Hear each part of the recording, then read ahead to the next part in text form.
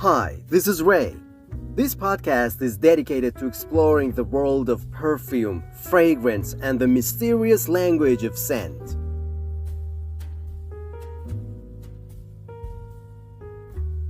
I invite you to embark on a journey through time, chemistry, memory, and emotion, all woven together by one of humanity's most intimate and evocative experiences: fragrance. Scent is invisible, yet it shapes our world in ways we rarely acknowledge. It clings to our memories, defines our identities, and even influences our emotions before we even consciously realize it. Perfume, in its essence, is more than a cosmetic indulgence. It's liquid poetry, a delicate dialogue between nature and art, between molecule and emotion. When we talk about fragrance, we enter a world that defies simple description. You can describe a painting, its colors, its shapes. You can explain a melody, its rhythm, its key, its harmony. But how do you describe a smell? Perfumers rely on a shared vocabulary, words like woody, amber, musky, powdery, aldehydic, and gourmand.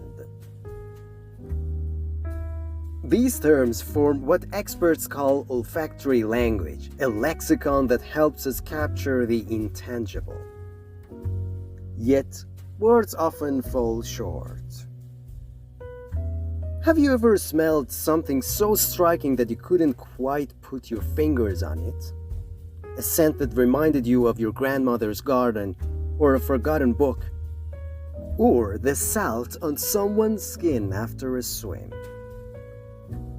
That's the power of scent. It bypasses language and speaks directly to memory. Our olfactory nerve, after all, connects straight to the brain's limbic system, the region responsible for emotion and memory. That's why scent can transport us instantly. It's a time machine disguised as a molecule. Perfume's history is as old as civilization itself. That's because ancient people first experienced fragrance through burning woods and herbs in rituals, offerings to gods or purification of the spirit. In ancient Egypt, perfumery was a sacred art. The Egyptians crafted balms and oils infused with precious ingredients. Perfume wasn't merely aesthetic, it was spiritual. They believed scent was a soul's breath, the essence of divinity. Later, in ancient Greece and Rome, perfume evolved from temple ritual to personal adornment. It became an emblem of refinement, luxury, and seduction. By the Renaissance, the art of perfumery blossomed in Europe, particularly in Italy and France. Perfumed gloves, scented waters became important accessories among the nobility. But it was in the 17th century in France that perfume achieved its modern prestige. The royal courts, where bathing was considered optional, refined heavily on fragrances to mask less than pleasant realities. The perfumer became an artisan of status, a master of illusion. Today, France remains synonymous with perfumery, yet the craft has evolved an international symphony.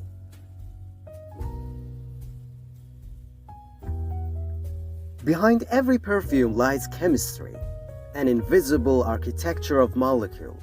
A fragrance is not just one smell. It's an orchestration of many. Each perfume is structured in 3 different layers known as the olfactory pyramid. Number 1, top notes, the first impression. These are light, volatile molecules that evaporate quickly. Citrus, herbs, aldehydes. They announce the fragrance with brightness. Number 2, heart notes, the soul of the perfume. Florals, spices, fruits. These notes emerge as the top notes fade. creating the perfume's identity and tone. Number 3, the base notes, the anchor, woods, musks, amber, vanilla. These deep, enduring scents linger longest, giving the fragrance longevity and warmth. Together, these layers unfold over time like a musical composition, revealing new dimensions with every passing minute. Perfumers often describe this process as fragrance evolution, the transformation of scent as it interacts with the skin, temperature, and even mood. What's fascinating is that no perfume smells identical on two people. That's because our skin's natural chemistry, pH, oil levels, even diet, alters how each molecule behaves. In a way, every wearer becomes co-creator. The perfume you wear becomes yours. When people hear the word synthetic, they often assume it means artificial, inferior, or harmful. But in perfumery, synthetics are essential tools of creativity. Natural essences extracted from flowers and woods have unmatched depth and complexity, yet they're also limited. Some ingredients, like the musk from the musk deer, is ethically and ecologically problematic.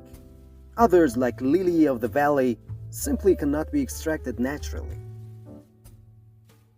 Synthetic molecules allow perfumers to recreate these scents, or even invent entirely new ones that nature never designed. For example, a synthetic molecule with a woody aroma gives modern perfumes their radiant skin-like sensuality, or another one which evokes the smell of ocean air, metallic, watery, refreshing, a molecule that defined the 1990s aquatic fragrance trend. In truth, the magic lies in balance. The best perfumes marry nature's richness with chemistry's precision, a dialogue between earth and laboratory. Now let's talk about the families of fragrance. Just as colors are grouped into families, so are scents. Perfumers categorize fragrances into olfactory families. The main families include